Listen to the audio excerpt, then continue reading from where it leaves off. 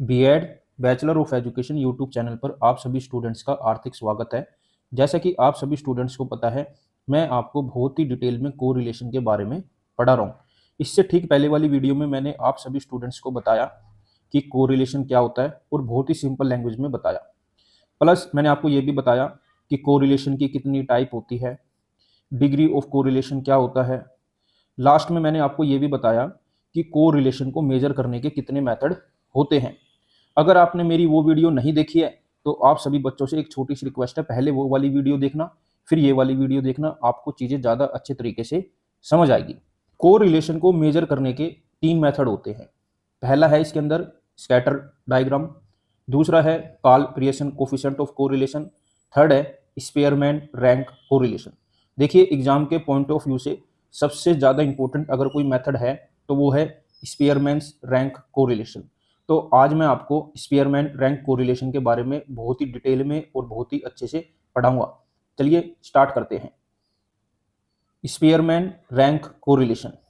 देखिए, बहुत सारे ऐसे वेरिएबल होते हैं जिनका हम क्वांटिटेटिव मेजरमेंट नहीं कर सकते या जिन्हें हम नंबर्स की टर्म में एक्सप्रेस नहीं कर सकते।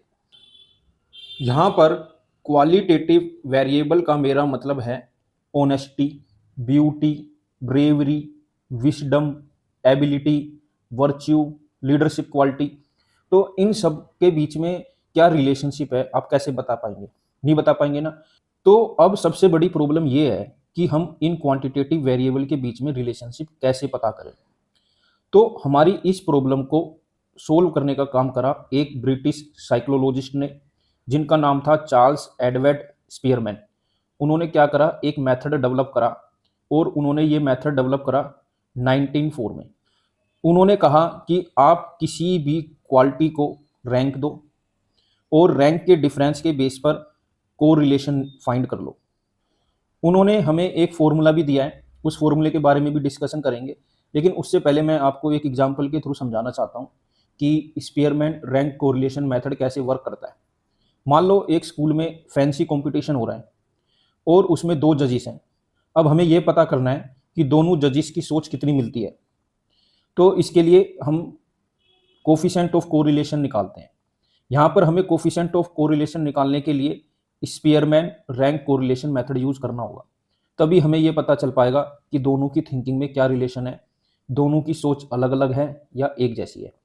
यहाँ पर मैं एक और बात बता देता हूँ, स्पीयरमैन रैंक कोरिलेशन के जो आंसर आते हैं वो +1 से लेके -1 के बीच में आते हैं।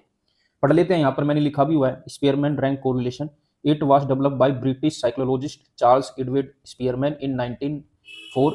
In this method, various items are assigned ranks according to their characteristics and a correlation is computed between this rank। इसके अंदर क्या होता है, जो क्वालिटेटिव वेरिएबल्स होते हैं उनके सामने रैंक दे दिया जाता है और रैंक के बेस पर कोरिलेशन को फाइंड किया जाता है। तो इसमें यही लिखा अगली लाइन में, rank correlation method permits us to correlate two sets of qualitative observation which are subject to ranking. अब आप खुद बताओ ना, क्वालिटी को आप कैसे कोरिलेट कर सकते हो? नहीं कर सकते ना। नंबर्स को तो आप कोरिलेट कर लोगे, बढ़ रहा है घट रहा है क्या हो रहा है, लेकिन क्वालिटी को तो नहीं कर सकते। कौन कितना सुंदर दिखता है, कौन कितना बहादुर है, कौन कितना ईमानदार है, आप कैसे उसको नंबर दे सकते हो? नहीं दे सकते ना। तो इस प्रॉब्लम को सोल्व करने का काम करा है स्पीयरमैन ने। अब हम ये देख लेते हैं कि स्पीयरमैन ने जो रैंक कोरिलेशन का फॉर्मूला दिया है वो क्या है। इसके अंदर इन्होंने कोफिशिएंट ऑफ रैंक कोरिलेशन को आर के से डिनोट करा है, जो कि बराबर है 1 - 6 सिग्मा डी स्क्वायर अपोन में n³ - n। यहाँ पर आर के का मतलब है coefficient of rank correlation, D का मतलब है रैंक डिफरेंसेस, ये R1 - R2 करके आता है, n का मतलब है number of pair of observations. जो कोफिशिएंट ऑफ रैंक कोरिलेशन की वैल्यू है वो +1 से लेके -1 के बीच में लाई करती है। स्पीयरमैन रैंक कोरिलेशन मेथड से हम तीन तरह की प्रॉब्लम को सोल्व करते हैं। पहली, जब रैंक हमें दिए जाते हैं। दूसरी, जब हमें रैंक नहीं दिए जाते। तीसरी, जब हमें रैंक इक्वल दिए जाते हैं या रिपीटेड होते हैं। आज मैं आपको फर्स्ट पढ़ाऊंगा जिसके अंदर हमें रैंक्स दिए जाते हैं। क्वेश्चन आपकी स्क्रीन के ऊपर ये रहा। सबसे पहले क्वेश्चन को अच्छे से रीड करेंगे। In a fancy dress competition, two जजेस accorded following ranks to the 10 participants. जज एक्स ने रैंक दिए 1 2 3 4 5 6 7 8, 9, 10। जज वाई ने रैंक दिया 10, 6, 5, 4, 7, 9, 8, 2, 1, 3 और हमसे बोला गया है calculate coefficient of rank correlation. देखिए इस क्वेश्चन के अंदर क्या है, 10 बच्चे हैं जिन्होंने फैंसी ड्रेस कंपटीशन में पार्टिसिपेट करा है। अब उस फैंसी ड्रेस कंपटीशन के अंदर 2 जजेस थे, उन्होंने क्या करा, सभी बच्चों को रैंक दिया है। अब हमें इन्हीं रैंक के बिहाफ पर कोफिशिएंट ऑफ रैंक कोरिलेशन निकालना है। अब मैं आपको इस क्वेश्चन को व्हाइट बोर्ड पर सोल्व करके दिखाता हूँ। अभी अभी मैंने क्वेश्चन को बहुत ही ध्यान से पढ़ा और क्वेश्चन आपको आपकी स्क्रीन के ऊपर भी दिख रहा होगा। क्वेश्चन को ध्यान से पढ़ने के बाद मुझे पता चला कि इस क्वेश्चन के अंदर हमें रैंक्स गिवन है। तो बेटा ये स्पीयरमैन रैंक कोरिलेशन के जो क्वेश्चन होते हैं उसके अंदर फर्स्ट टाइप है जिसके अंदर हमें रैंक्स गिवन होते हैं और ये क्वेश्चन बहुत ही ज़्यादा आसान होते हैं।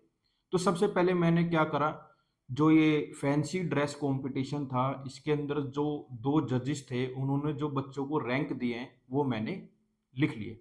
यहाँ पर टोटल बेटा 10 बच्चों ने पार्टिसिपेट करा था तो मैंने सबके रैंक लिख लिए। जज एक्स ने जो रैंक दिए हैं वो दिए हैं 1, 2, 3, 4, 5, 6, 7, 8, 9, 10। जज वाई ने जो रैंक दिए हैं बेटा वो दिए हैं 10, 6, 5, 4, 7, 8, 9, 8, 2, 1, 3। अब मैंने क्या किया, जो रैंक जज एक्स ने दिए थे उनको मैंने मान लिया R1, जो रैंक जज वाई ने दिए थे उनको मान लिया मैंने R2। तो लिख लेते हैं यहाँ पर, इसको मैंने माना बेटा R1, इसको मैंने माना बेटे R2। तो अब मैंने R1 और R2 मान लिया है। अब मैं निकालूंगा बेटा रैंक डिफरेंस। अब देख लेते हैं रैंक डिफरेंस कैसे निकालते हैं। बेटा रैंक डिफरेंस का फॉर्मूला होता है R1 माइनस R2। अब मैं क्या करूंगा, R1 में से R2 को माइनस करूंगा। आप देख भी सकते हैं 1 माइनस 10 करूंगा तो क्या आएगा -9, 2 माइनस 6 करूंगा तो क्या आएगा -4, 3 माइनस 5 करूंगा तो क्या आएगा -2, 4 माइनस 4 करूंगा तो क्या आएगा 0, 5 माइनस 7 करूंगा तो क्या आएगा बेटा -2, 6 माइनस 9 करूंगा तो क्या आएगा -3, 7 माइनस 8 करूंगा तो आएगा -1, 8 माइनस 2 करूंगा तो आएगा 6, 9 माइनस 1 करूंगा तो आएगा 8, 10 माइनस 3 करूंगा तो क्या आएगा 7। जैसे ही हमारा रैंक डिफरेंस निकल जाता है मतलब डी निकल जाता है, अब हम क्या करते हैं उस रैंक डिफरेंस की स्क्वायर करते हैं ऐसे, डी स्क्वायर। -9 की स्क्वायर करूंगा तो 81, -4 की स्क्वायर करूंगा 16, -2 की स्क्वायर करूंगा 4, 0 की स्क्वायर करूंगा 0, -2 की स्क्वायर करूंगा 4, -3 की स्क्वायर करूंगा 9, -1 की स्क्वायर करूंगा 1, 6 की स्क्वायर करूंगा तो 36, 8 की स्क्वायर करूंगा तो 64, 7 की स्क्वायर करूंगा तो 49। लास्ट में बेटा हमें क्या करना है, जो हमने ये डी स्क्वायर निकाला है इसका सिग्मा करना है। सिग्मे का मतलब होता है बेटा उनको सबका सम करना है। तो मैंने क्या करा बेटा, इन सब का सम करा। जब मैंने इन सब का सम करा तो मेरा सिग्मा डी स्क्वायर आ गया 264। अब हमें क्या करना है, कोफिशिएंट ऑफ रैंक कोरिलेशन के फॉर्मूले में वैल्यूज को पुट करना है। तो कोफिशिएंट ऑफ रैंक कोरिलेशन को बेटा आर के से डिनोट करते हैं। किससे डिनोट करते हैं बेटा, आर के से। तो मैंने वही करा, आर के का फॉर्मूला होता है 1 minus 6 sigma d square upon में n cube minus n. N का मतलब यहां पर ये है बेटा जिन बच्चों को हमने रैंक दी है वो टोटल कितने बच्चे हैं यहाँ पर, या कितने बच्चों ने पार्टिसिपेट करा है। तो हमने यहाँ पर बड़ी ध्यान से देखा और हमने पाया कि टोटल 10 बच्चे थे। तो यहाँ पर जो हमारा n हो जाएगा वो हो जाएगा 10। तो मैंने n की जगह 10 पुट करा। तो फॉर्मूले में देख लेते हैं कैसे वैल्यू पुट करी। 1 माइनस 6 सिग्मा डी स्क्वायर अभी अभी निकाला हमने 264, यहाँ पर पुट कर लिया। n की क्यूब मतलब 10 की क्यूब माइनस फिर दोबारा n मतलब 10। 6 को मैंने 264 से मल्टीप्लाई करा तो मेरा आया 1584। 10 की क्यूब करा तो मेरा आया 1000। 10 अपना ऐसे ही है। जब मैंने 1000 में से 10 को माइनस करा तो मेरा आया 990। जब मैंने इन दोनों को सोल्व करा, सिंप्लीफाई करा, डिवाइड करा तो मेरा आया 1.6। जब मैंने 1 में से 1.6 को माइनस करा तो मेरा कोफिशिएंट ऑफ रैंक कोरिलेशन आ गया -0.6। तो ये क्या था बेटा, हाई नेगेटिव कोरिलेशन था। इससे हमें ये पता चलता है कि जो दोनों जजिस की जजमेंट थी, दोनों जजिस की जो थिंकिंग थी, वो दोनों की क्या थी, अपोजिट टू ईच अदर थी। वैसे ये बात मुझे स्टार्टिंग में ही पता चल गई थी कि इन दोनों जजिस की सोच क्या है, बिल्कुल अलग है। बताऊं कैसे, आप खुद देखो, किसी बच्चे को जज एक्स ने रैंक दिया 1, उसी बच्चे को जज वाई ने रैंक दिया 10, तो अपोजिट तो अपने आप ही होगी। लेकिन हमें क्या करना पड़ता है, इसको करके दिखाना पड़ता है।